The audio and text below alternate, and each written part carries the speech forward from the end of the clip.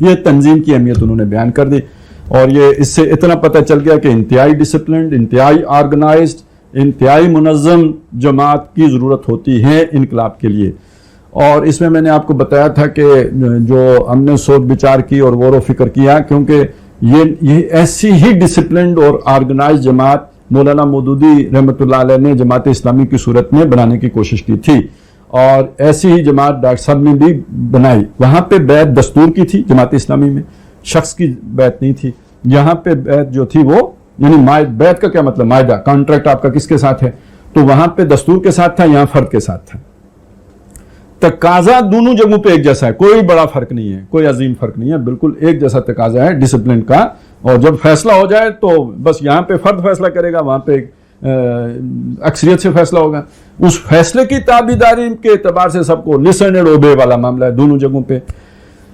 تو دونوں کا نظام سینٹرلائز تھا، تو اس سے جو چیزیں سامنے آئیں وہ کافی مطلب ایک خود تفصیل طلب مسئلہ ہے، لیکن اس سارے کو سامنے رکھتے ہوئے ہم جس نتیجے پہ پہنچے وہ یہ کہ اس درجے کی جماعت کا موقع تب آتا ہے جب آپ کانفلکٹ میں آتے ہیں۔ جب تک آپ دعوت کی، یعنی پہلا تقاضا کیا تھا؟ نظریہ اور اس کی تبلیغ۔ اب اس کے بعد نظریے اور تبلیغ میں اتنا وقت گزرے کہ کیڈرز کا تعین ہو سکے، لوگ مارے کھانے کا وقت گزر چکا ہو۔ ظاہر مارے کھانے کا وقت بھی کب آتا ہے؟ جب آپ کوئی تھریٹ کریٹ کرتے ہو۔ فی زمانہ چونکہ آپ کو بولنے کا حق حاصل ہے، آپ جو مرضی تقریر کرو تو آپ کو کچھ نہیں ہوتا، کیونکہ آپ کو کیا آزادی اظہار رائے آپ کا حق ہے۔ تو آج کے زمانے میں تو اس پہ کوئی نہیں ہوتا۔ ہاں، جب آپ کوئی خاص طاقت حاصل کر لیتے ہو، لگتا ہے کہ اب آپ تھریٹ بن گئے ہو، تو اب وہ دور ہے کہ جس میں پھر کچھ مطلب نہیں، وہ مطلب کوئی نامعلوم افراد آپ کے خلاف FIR کٹواتے ہیں۔ یعنی یہ پہلے زمانے میں یہ ہوتا تھا، اب بعض نامعلوم افراد بندہ غائب کر دیتے ہیں، مطلب اس طرح کی چیزیں ہی ہوتی ہیں نا۔ تو اب اس کے بعد پھر یہ ہے کہ آپ کے کاروبار کا نقصان ہونا شروع ہوتا ہے، جو آپ کی دکان ہے ویسی دکان دائیں بائیں آگے پیچھے کھلنے لگتی ہے یا یہ کہ کچھ یعنی وہ آپ کے وہ بیلنس شیٹ مانگنے والے آ جاتے ہیں، جی رسیداں کڈو، ہاں کاروبار تو کرتے ہیں نا، رسیداں کڈو۔ تو یہ ساری چیزیں یہ ہوتے ہیں کہ بندے کے پتر بن کے تو رہو تو ٹھیک ہے۔ تو یہ اگر آپ کو انقلاب آیا ہوا وہ ہے تو پھر یعنی ہمارے پاس بھی تو بہت سارے طریقے ہیں۔ بھٹو صاحب کے خلاف تحریک چلی تھی تو یہ چودھری شجاعت صاحب کے والد صاحب ہوتے تھے، چودھری ظہور الہی صاحب، ان کے پر بھینس چوری کا مقدمہ ہو گیا تو مطلب اس طرح کی ساری چیزیں پھر چلتی ہیں۔ تو اب یہاں جب یہ چیزیں ہوتی ہیں تو پتہ چلتا ہے نا کہ کون جب پکڑا گیا، تھانے گیا اور اس نے وہاں پہ جناب ایفیڈیوٹ لکھ کے آیا کہ میرے انقلاب کو قصہ ماضی سمجھو، اس کے تھانے دار بولا پھر تم بھی ہم کو راضی سمجھو ٹھیک ہے نا۔ تو مطلب یہ ساری دھمکی، دھونس، دھاندلی یہ ساری اسی لیے ہوتی ہے نا کہ آپ کا ذرا انقلاب جو چورن بیچ رہے ہیں آپ، تو وہ پھکا آپ کھانا چھوڑ دیں اور کھلانا بھی چھوڑ دیں۔ تو اگر آپ یہ کر لیں گے تو پتہ لگ جائے گا کہ یہ بندہ لیڈر بننے کے قابل ہے، یعنی یو ٹرن لے سکتا ہے جو وہ لیڈر ہوتا ہے، تو یہ لیڈر بننے کے قابل ہے لیکن انقلاب لانے کے قابل نہیں ہے، یہ پتہ لگ گیا۔ اور جس نے کوئی جیل کاٹی، کوئی مارے کھائیں، پتہ لگ گیا کہ یہ بندہ قربانی دینے والا ہے۔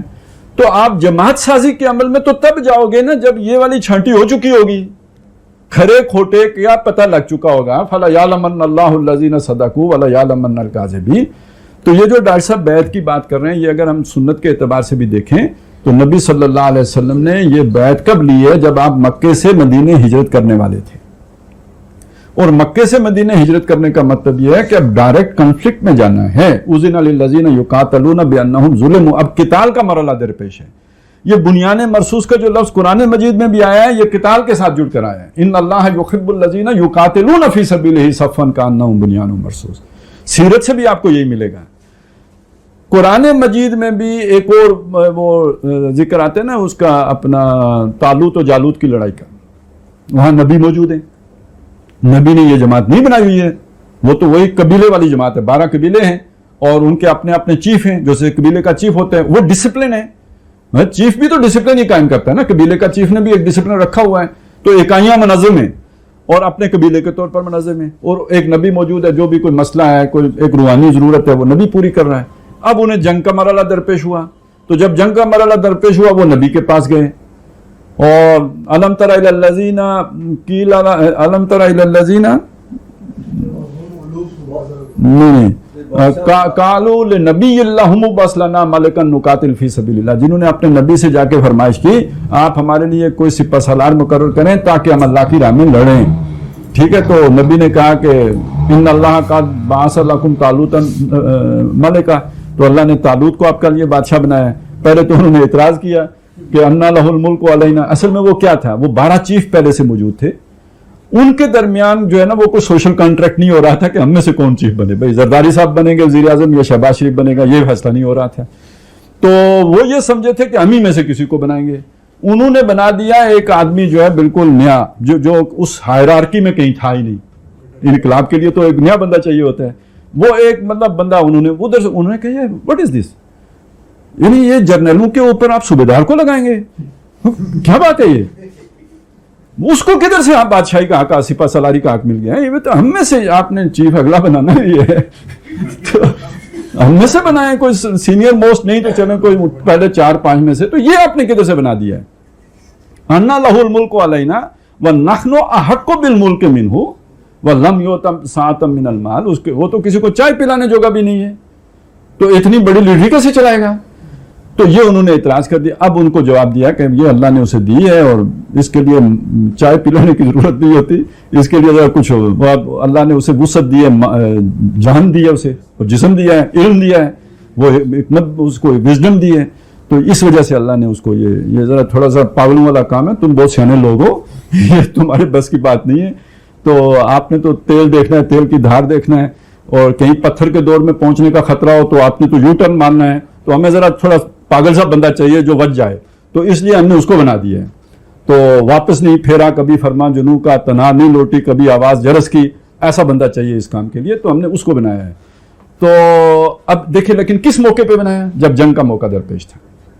حضور نے کب بیعت لی، جب آپ مدینے ایک بیس کیمپ بنا کر، ایک سٹیٹ ود ان سٹیٹ بنا کر، اب جو مرکزی ریاست ہے اس کے خلاف آپ اقدام کرنے جا رہے تھے، تب آپ نے یہ والی بیعت لی ہے.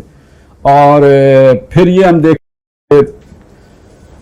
حضرت حسین رضی اللہ تعالیٰ عنہ نے یہ بیعت لی ہے، کب لی ہے، یعنی دیکھیں انہوں نے حضرت معاویہ کے دور میں جب ولی عہدی کی بیعت ہو رہی تھی تو یزید کی بیعت نہیں کی تھی، پھر ولی عہدی کی بیعت بھی نہیں کی تھی.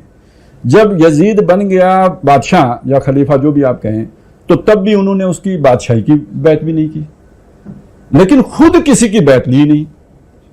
جب کوفے والوں نے انہیں خطوط لکھے کہ آپ آئیں ہم بغاوت کریں گے، آپ کا ساتھ دیں گے، تو اب انہوں نے بیعت لی ہے. تو یہ بیعت کس چیز کی بیعت تھی، خروج کی بیعت تھی، یعنی جنگ کی بیعت تھی. تو یہ مرحلہ بیعت کا اس وقت آتا ہے کہ جب آپ قتال میں جا رہے ہوتے ہیں، یعنی جب آپ تخت یا تختے والے مرحلے میں جاتے ہیں، تصادم، آج کے دور میں تحریک کا مرحلہ، یعنی عوامی تحریک کا جو مرحلہ ہوگا، اس مرحلے پہ اس نظم کی ضرورت ہوتی ہے. یہ اگر اس سے پہلے یہ والا نظم جو قتال کے لیے درکار ہے آپ پہلے نافذ کر دیں گے، تو اب پتہ کیا ہوگا، وہ جو شخصی آزادی کا تصور ہے، وہ جو میں نے کہا نا یہ ذرا تھوڑے وائلڈ سے ہوتے ہیں، ان پر قبل از وقت جب آپ لگام چڑھا دیتے ہیں تو نتیجہ یہ نکلتا ہے کہ ان کا جو ڈائنامزم ہے نا وہ کم پڑنا ماند پڑنا شروع ہو جاتا ہے. تو وہ جو شروع میں تحریک کو جوشیلے اور جسے کہتے ہیں نا اپنی مرضی سے وج جانے والے بندے چاہیے ہوتے ہیں، ان کو آپ ایک آرگنائزڈ اس کے اندر لے آتے ہیں، ایک سیٹ پیٹرن کے اندر لے آتے ہیں. تو وہ جو بندہ 80 ڈگری یعنی 80 درجے میں کام کر سکتا ہے اس کو بھی آپ 20% پہ لے کے آئیں، کیونکہ جب بھی آپ سسٹم بنائیں گے تو سسٹم آپ سب سے نچلے بندے کو دیکھ کر بنائیں گے، کمزور تاکہ وہ بھی چل سکے. تو اس کا مطلب یہ ہوگا کہ جو بڑا ہائی گریڈ پہ بھی کام کر سکتا تھا اس کو بھی آ کے اب اس لوور لیول پہ کام کرنا پڑے گا. جب آپ یہ نظم نہیں بناتے بلکہ کھلا چھوڑتے ہیں، آپ فل چارج کر دیتے ہیں اور چھوڑ دیتے ہیں، اور موٹا اصول دے دیتے ہیں کہ بھائی آپ نے پھٹنا نہیں ہے، کم از کم جیکٹ پہن کے نہیں جانا اس درجے میں، اور آپ نے جناب ریٹیلیٹ نہیں کرنا ہے، وہ ایک موٹی بات کر دیتے ہیں.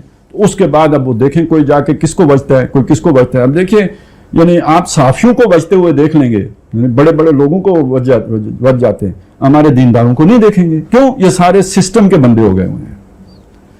اور گلا تو گھونٹ دیا اہل مدرسہ نے تیرا، تو گلا تو گھونٹ دیا نظم نے تیرا. اب بندہ بولتا ہے وہ نظم کے ڈنڈے کے تھلے آ کے، تو وہ فوجی ڈسپلن فوجی ڈسپلن فوجی ڈسپلن، تو فوجی ڈسپلن تو رائٹ ٹرن پہ رائٹ ٹرن ہوگا نا، کہیں سے آرڈر آئے گا، کاشن آئے گا تو ہوگا. खुद सेल्फ मोटिवेटेड तो नहीं होगा ना वो, कि खुद ही राइट टर्न करे, लेफ्ट टर्न करे, अबाउट टर्न करे, यू टर्न करे, नहीं, वो तो कहीं से आर्डर होता है तो फिर बेचारा हिलता है, नहीं तो वो तो नहीं हिलने का उसे इजाजत नहीं है।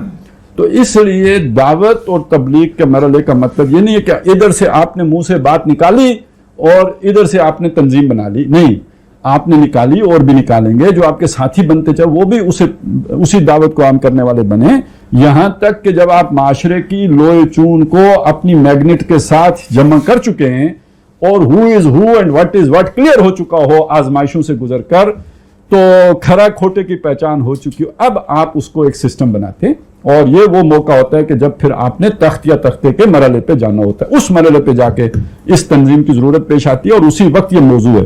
कबल अज वक्त ये करना दर हकीकत अपनी सारी जो भी उसकी जो है ना उसकी जो इर्तिका है या उसकी जो नशो नमा है उसको रोक देने के मुतरादिफ है। ये हमें समझ आई, हो सकता है ना सही हो, लेकिन ये कि बहरहाल इन तजुर्बात से गुजरने के बाद ये हमारी समझ में आया। बाकी